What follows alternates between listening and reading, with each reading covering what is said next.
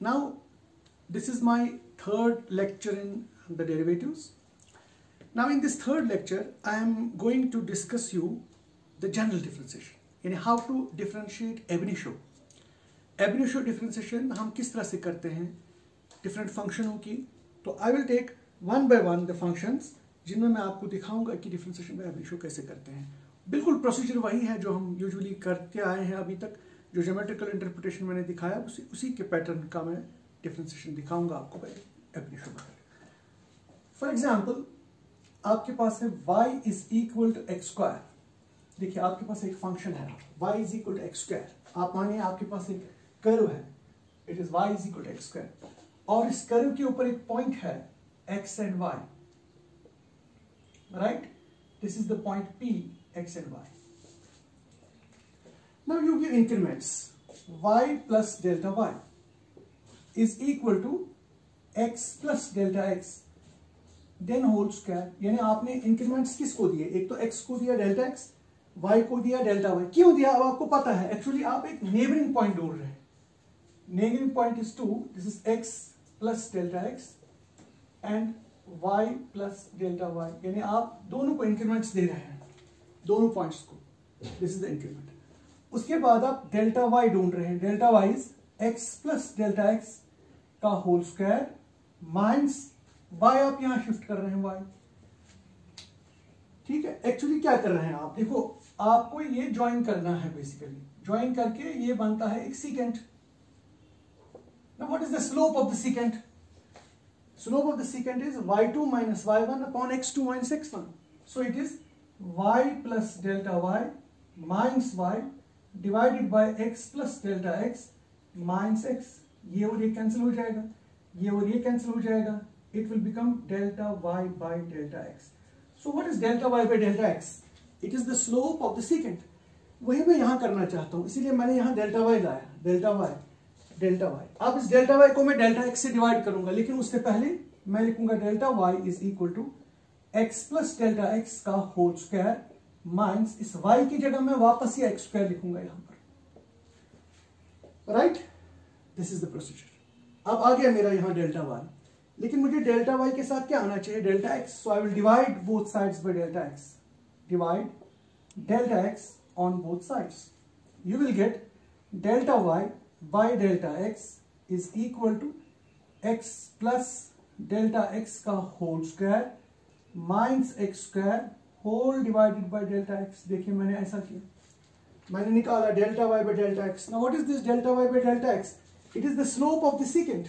देखिए सीकेंट की मैंने स्लोप निकाली, the secant delta y by delta x. अब थोड़ा सा मैं इसको पहले सिंप्लीफाई करना चाहता हूं.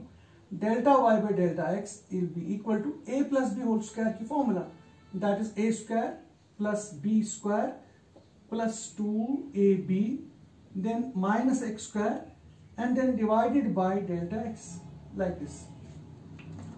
मैंने a plus b whole square की फॉर्मूला यूज की, यानी that is a square plus b square plus 2ab then minus x square अपना वापस, और उससे ये plus x square और minus x square कैंसिल हो जाएगा.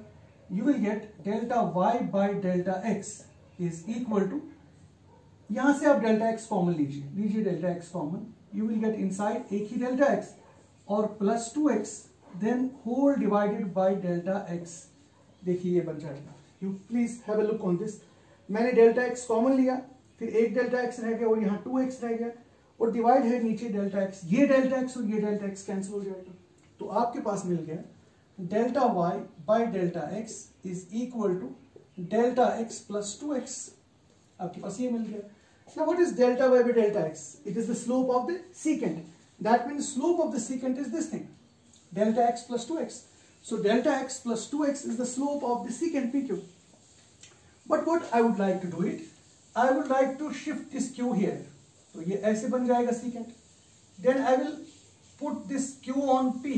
So ये ऐसे बन जाएगा, it will become the tangent. So as q approaches to p, as q will approach to p, this secant will become the tangent at p, and this delta y by delta x will become the slope of the secant. But what I will do it here, as delta x tends to 0, delta y tends to 0. You know why? Why I am putting delta x 0 and delta y 0, because जब मैं ये 0 करता हूँ, ये भी 0 करता हूँ, तभी ये पॉइंट एक्स एंड वाई बन जाएगा।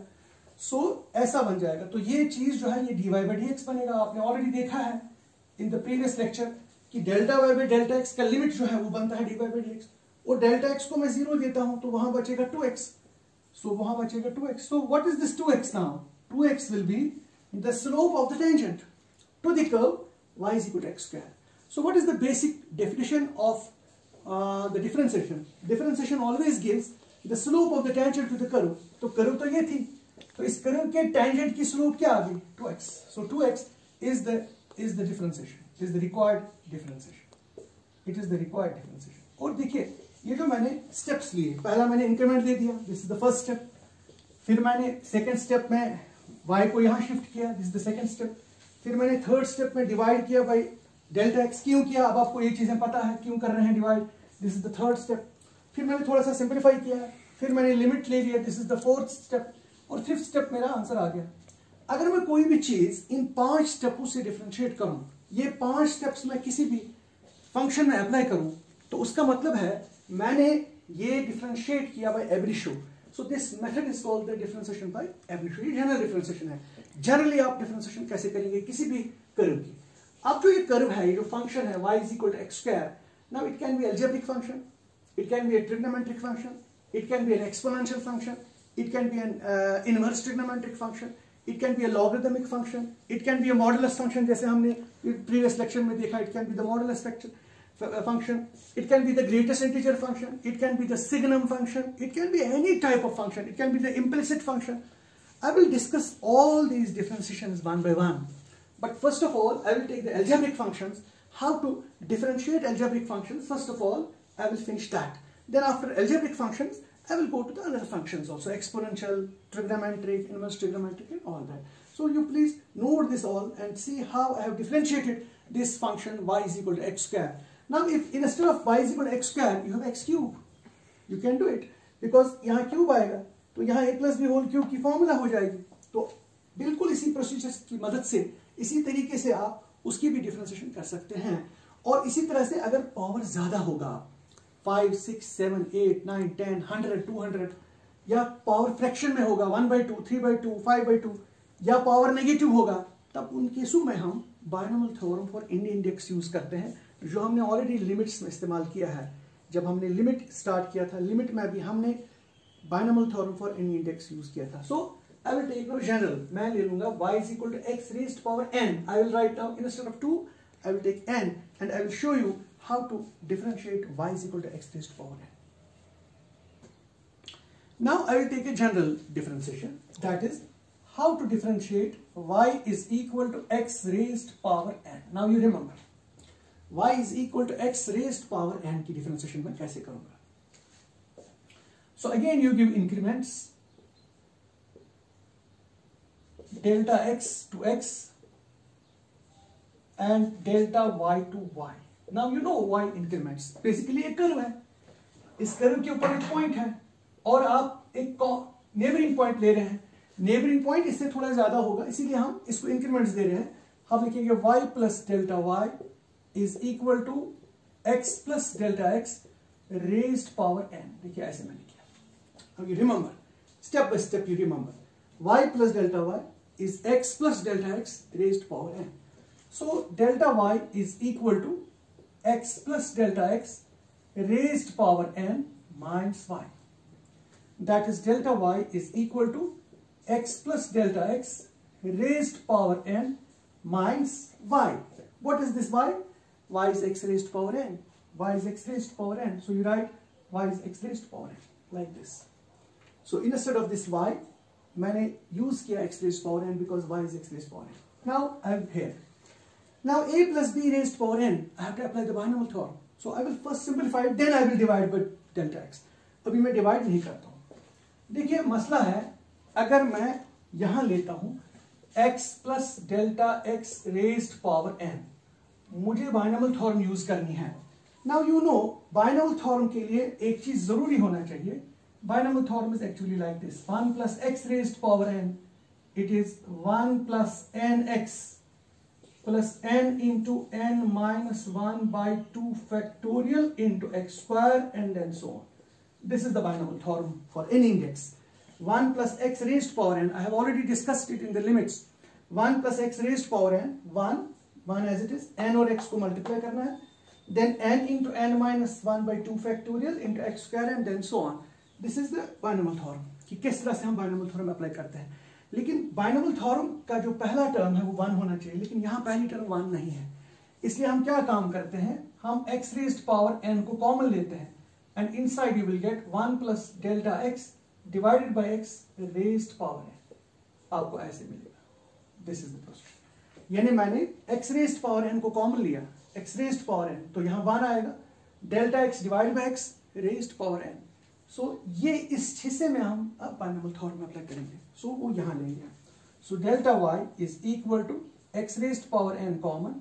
It will be 1 plus delta x by x raised power n minus ये 1 होगा यहाँ, क्योंकि एक्स रेज्ड पावर n भी मैंने कॉमन लिया.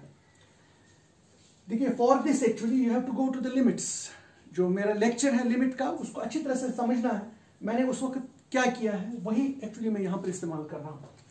Now delta y is equal to x raised power n as it is. Now I will apply the binomial theorem. पहली term तो 1 है, सो 1 ऐसे ही प्लस n इंटू ये चीज delta x by x, then plus n into n minus 1 by 2 factorial, then delta x by x, so it is delta x by x का whole square, then plus so on up to minus 1 like this, so on up to minus 1. 1 plus ये binomial, ये minus 1 अपना वापस. देखिए इसको please गौर से देखिए मैंने क्या किया, किस तरह से मैंने बाइनोमियल थ्योरम अप्लाई किया. So delta y is equal to x raised power n. अब see ये प्लस 1 और माइनस 1 कैंसिल हो जाएगा क्योंकि ये दोनों साइड से है. ये प्लस है वो माइनस है. और एक चीज हम यहाँ काम करेंगे इसी स्टेप में, हम डेल्टा x अब कॉमन लेंगे. You take delta x common, you will get n divided by x plus n into n minus 1 divided by 2 factorial. और यहाँ एक ही डेल्टा x रहेगा और नीचे x स्क्वायर रहेगा और सो ऑन. देखिए कैसे मैंने डेल्टा x जब कॉमन लिया तो यहाँ सिर्फ n बाय x रहेगा. यहाँ डेल्टा x का होल स्क्वायर है, मैंने एक डेल्टा x कॉमन लिया तो वहां एक ही डेल्टा x रहेगा, लेकिन x का बराबर स्क्वायर रहेगा. Now you divide delta x on both sides. अब आप दोनों साइड्स डेल्टा x से डिवाइड कीजिए. So once you divide both sides by delta x, what you will get delta y by delta x. मैं क्यों delta x से divide कर रहा हूं, ताकि मुझे सीकेंट की स्लोप मिलेगी. सीकेंट की स्लोप होती है delta y by delta x. इसलिए जब मैं यहां पर डेल्टा x से डिवाइड करूंगा, वो डेल्टा x और ये डेल्टा x कैंसिल हो जाएगा. You will get x raised power n by x, then plus n into n minus 1 by 2 factorial delta x by x square and then so on. I will reach here. देखिए पूरा गौर से देखिए, जब मैंने delta x से divide किया, यहां मैं पूरी टर्म को डेल्टा x से जब डिवाइड करूंगा, वो डेल्टा x और ये डेल्टा x कैंसिल हो जाएगा. यहाँ delta y by delta x रहेगा, ये x रेज पावर n ऐसे ही रहेगा, यहाँ n बाई x रहेगा, ये सारी टर्म ऐसी ही रहेगी और सो ऑन भी ऐसे ही रहेगा. Right. Now what I will do, I will take the limits as delta x tends to 0 and delta y also tends to 0. क्यों मैं लिमिट्स ले रहा हूं, ताकि मैं q पॉइंट को p पोजीशन पे वापस लाऊंगा, ताकि वो टेंजेंट की स्लोप आ जाएगी. So it will be equal to dy by dx. So dy by dx will be equal to x raised power n into n by x. Now remember this thing, x raised power n into n by x. और delta x को हम क्या दे रहे हैं, value 0. जब हम delta x को 0 देंगे, ये 0 बन जाएगा. 0 इंटू समथिंग, ये सारी टर्म खत्म हो जाएगी और हायर टर्म भी खत्म हो जाएंगे जो सो ऑन में टर्म्स होंगे, क्योंकि उनमें सब में डेल्टा x होगा, इसलिए वो सारे टर्म्स जो है वो 0 हो जाएंगे. इसीलिए हमारा सिर्फ इतना रहेगा, इतना बचेगा यहाँ पर. तो इसको थोड़ा सा सिंप्लीफाई करेंगे. n ऐसे रखेंगे हम, ये वाला n हम ऐसे ही रखेंगे, ये वाला n, ये पावर 1 है, इसको ऊपर ले जाएंगे तो it will become n minus 1. So what is the differentiation of x raised power n? It is n x raised power n minus 1. This is how to differentiate a particular function. इसी के साथ मैं यहाँ एक चीज आपको और बताना चाहता हूँ. देखिए y is equal to x raised power n. जब भी आप x रेज्ड पावर n की आप डिफरेंशिएशन करेंगे, हमेशा याद रखिए पावर को नीचे लाना है, n को नीचे लाना है, क्योंकि पावर नीचे है, n नीचे है. और फिर x ऐसे ही रहा, x ऐसे ही रहा, और n को 1 कम हो गया तो n को 1 कम हो गया. this is how to differentiate x raised to power n. Now you should remember x is a variable and n is a constant. So जब भी क्वेश्चन होगा of the type variable raised power constant, तो आपको constant को नीचे लाना है, variable ऐसे ही रखना है और इस कांस्टेंट को एक कम करना है. जस्ट टू रिमेंबर इट, ये याद रखने के लिए, क्योंकि हम बार बार अब डिफरेंशिएशन पे एप्लीकेशन नहीं करेंगे. अब जब भी क्वेश्चन होगा हमारे पास, हम उसको डायरेक्टली फिर डिफरेंशिएट कर सकते हैं. पावर डाउन, पावर को एक कम करना है. So this is how to differentiate x raised power n by the एबेरेशियो method. Then how to remember directly formula, power down, power को एक कम करना है. So this is about x raised power n. Now what is n? N is the any number. It can be positive, it can be negative, or it can be a fraction. ये fractional number भी होगा, ये rational number भी हो सकता है, यानी ये 1/2 भी हो सकता है. जब 1/2 है तब भी 1/2 को नीचे, अगर 5 है तो 5 को नीचे. Now we'll take few examples on this article, that is y is equal to x raised power n. Now have a look. y is equal to x raised power n. अब आपने याद रखना है dy by dx is power down, power को एक कम करना है, ये याद रखना है. नाउ अगर आपके पास y is equal to x raised power 5 है या x raised power 6 है, कुछ भी है, so what is the differentiation? Differentiation is 6 down, x raised power 6 minus 1, that is 6x raised power 5, right? अगर आपके पास है y is equal to x raised power 1/2, यानी 1/2 का मतलब है अंडर रूट ऑफ x, तो आप क्या काम करेंगे? How to differentiate it? Differentiation is equal to 1/2 down, x raised power 1/2 minus 1, that is 1/2 x raised power minus 1/2, that is 1/2, ये नीचे x raised power 1/2, that is 1/2 under root of x back. देखिए ये negative power था तो मैंने नीचे लाया तो x raised power 1/2 बन गया. x raised power 1/2 का मतलब है root of x. So what is the differentiation of under root of x? Under root of x की डिफरेंशिएशन है 1/2 under root of x. How it is? This is the procedure. So this is your example number 1, this is the example number 2. This is simply how to differentiate x raised power 6, x raised power 1/2. Now suppose you have y is equal to x raised power minus 4, देखिए negative power है, इसमें भी हम यही कर सकते हैं. dy by dx is minus 4 down, x raised power minus 4 minus 1, that is minus 4 x raised power minus 5, that is minus 4 divided by x raised power 5. So this is how to differentiate y is equal to x raised power minus 4. So x raised power minus 4 की differentiation, x raised power 6 की differentiation, x raised power 1/2 की differentiation, और x raised power n इनका actually जो है, इनका जो ये है head of the family, that is x raised power n. उसको याद रखना है. अब n को चेंज करते रहना है. n की जगह 6 लगाया, n की जगह 1/2 लगाया, n की जगह नेगेटिव लगाया, n की जगह कोई भी कांस्टेंट पावर लगा सकते हैं, कोई भी नंबर लगा सकते हैं, चाहे वो नंबर रैशनल नंबर हो, चाहे वो इंटीजर हो, चाहे वो कुछ भी हो नंबर, आप इसकी डिफरेंशिएशन आज के बाद कर सकते हैं. Now we'll take another example. Example is, say prove that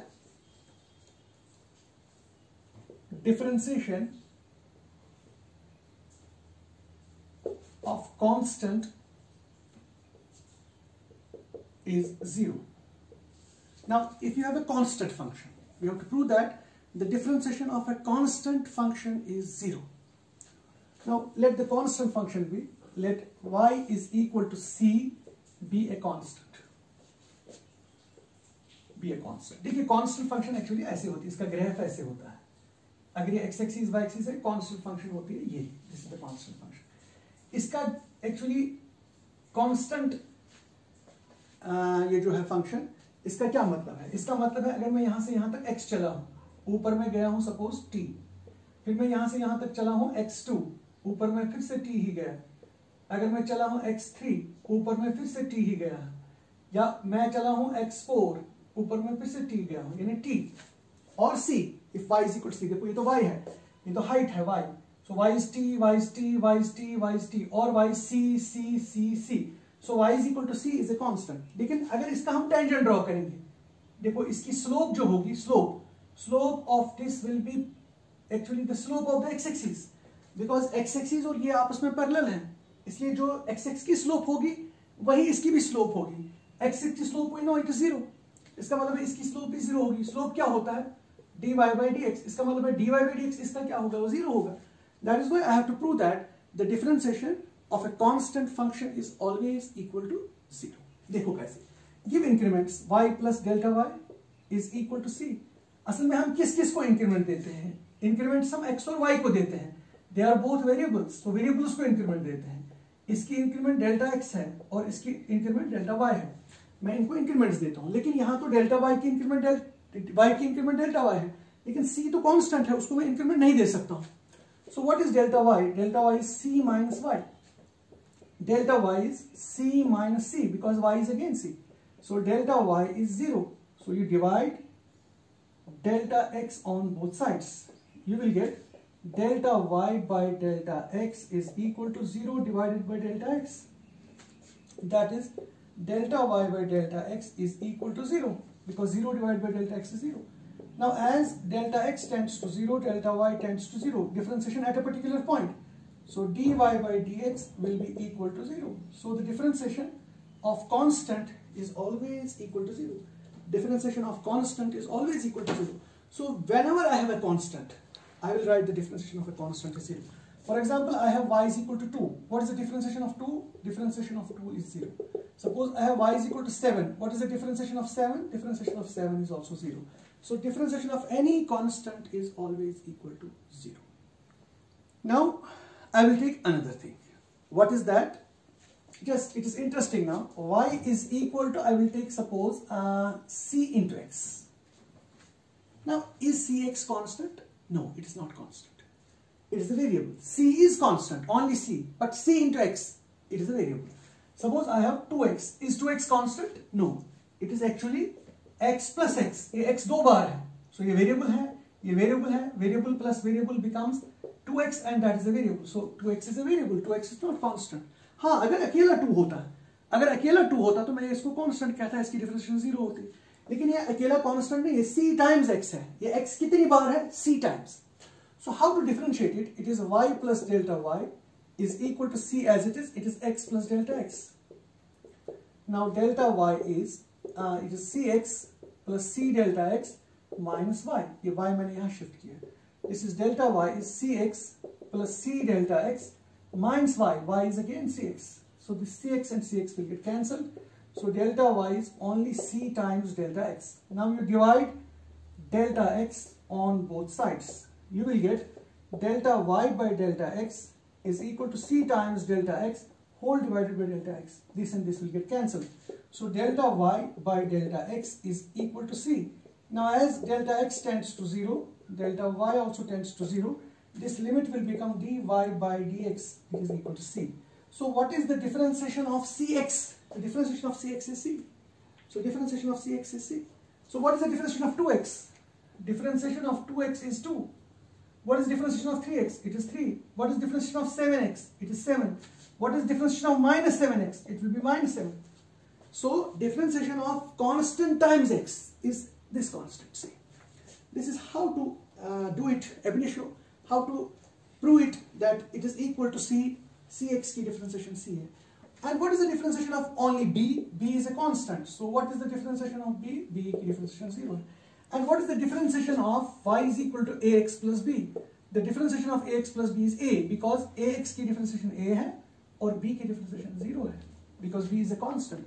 So the differentiation of ax plus b is equal to a. You should remember this.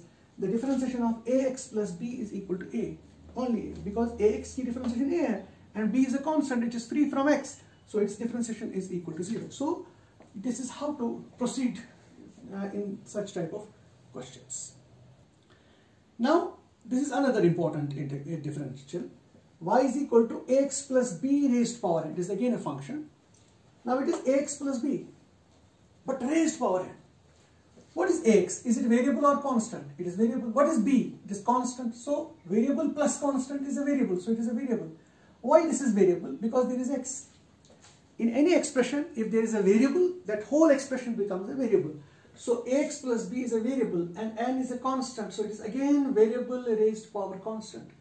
It is again variable raised power constant. Now my question is how to differentiate this.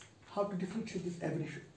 Now how to differentiate it ab initio? I will write y plus delta y is equal to a into x plus delta x, then plus b, then whole raised power n. It will be equal to ax plus a delta x plus b raised power n. Is it right? This is ax plus a delta x, then plus b raised power n. Now you write it like this: y plus delta y, it is ax plus b, as it is ax plus b, then plus a delta x, then raised power n. Now what is delta y? Delta y is ax plus b plus a delta x raised power n minus this y. ये y मैं वहाँ shift करूँगा, but y is ax plus b. So I will write ax plus b raised power n. Now please see this steps first.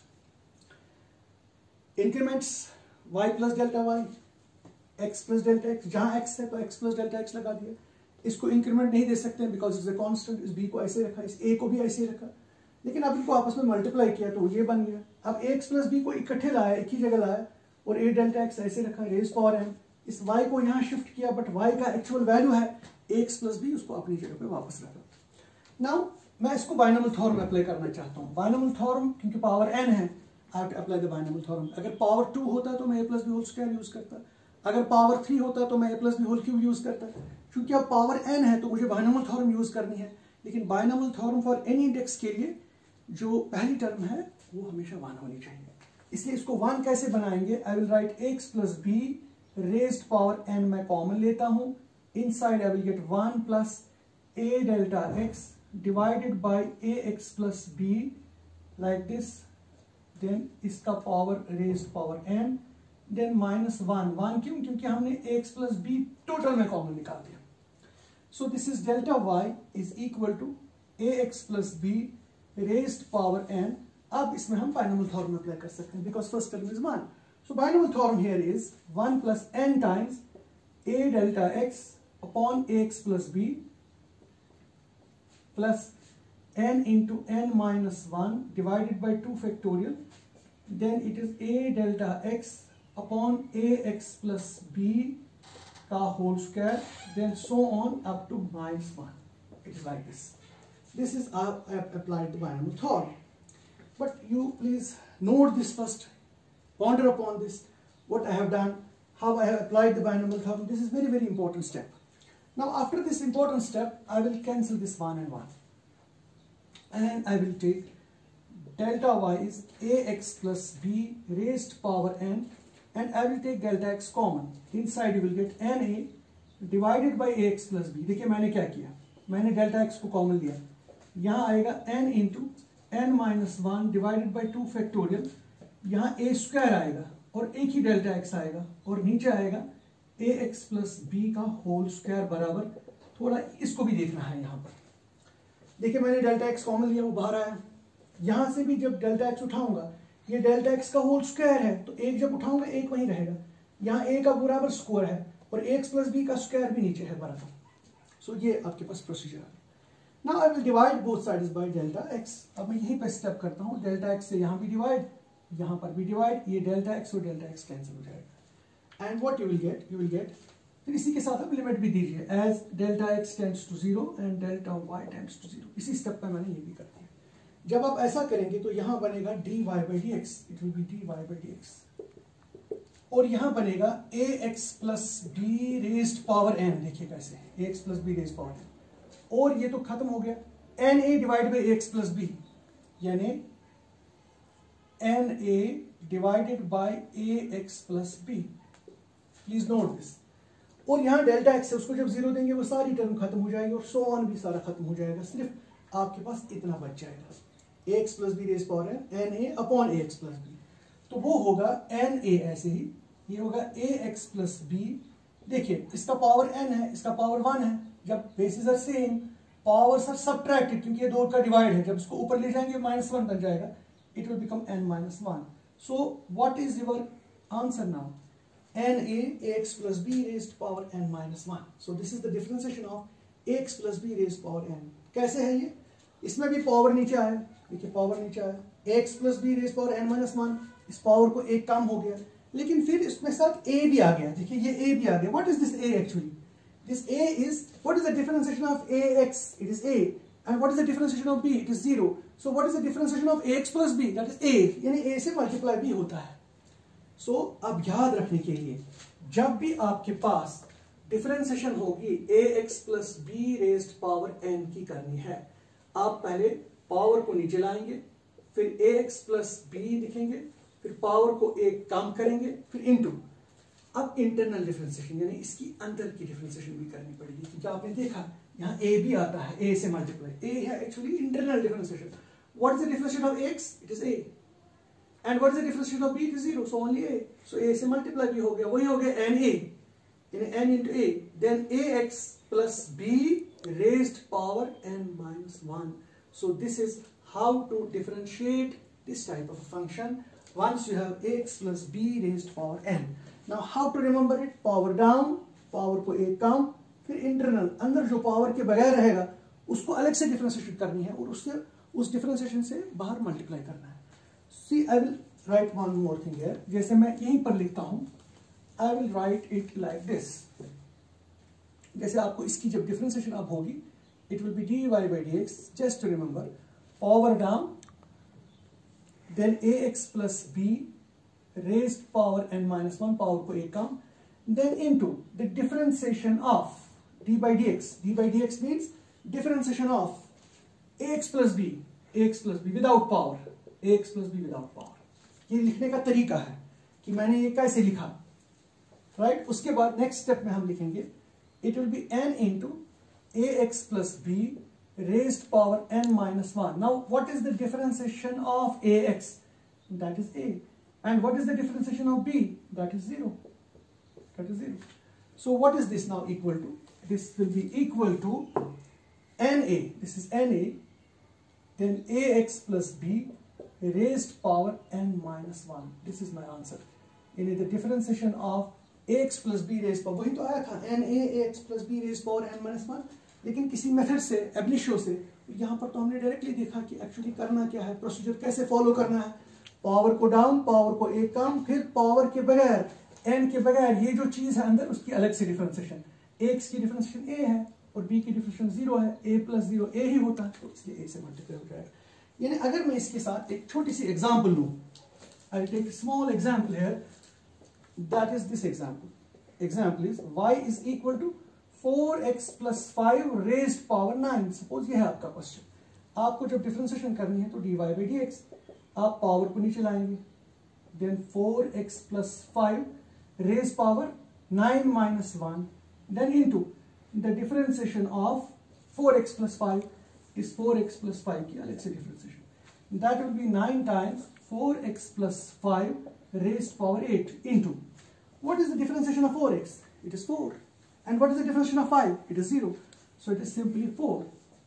So 9 4s are 36 into 4x plus 5 raised power 8. This will be my answer. So the answer to this question is 4x plus 5 raised power 9 का answer होगा 36. 4x plus 5 raised power 8. 36 क्यों आया? Because 9 into 4 becomes 36. This is how to differentiate such type of questions which are of the type ax plus b raised power n. और previously आपने क्या किया, x raised power n की differentiation, और आ गई ax plus b raised power n की differentiation, और आ गई ax की डिफरेंशिएशन खाली, और आ गई ax plus b की डिफरेंशिएशन। यानी इसकी भी आपको पता है, इसकी भी पता है, x की a होती है, ax plus b की भी a ही होती है, बिकॉज x की a है और b की 0 है। और आपने ये देखा कि कांस्टेंट की डिफरेंशिएशन हमेशा 0 होती है। यानी इन चीजों की डिफरेंशिएशन जो है, these are the basic differentiations which you have to remember before we going through the differential calculus.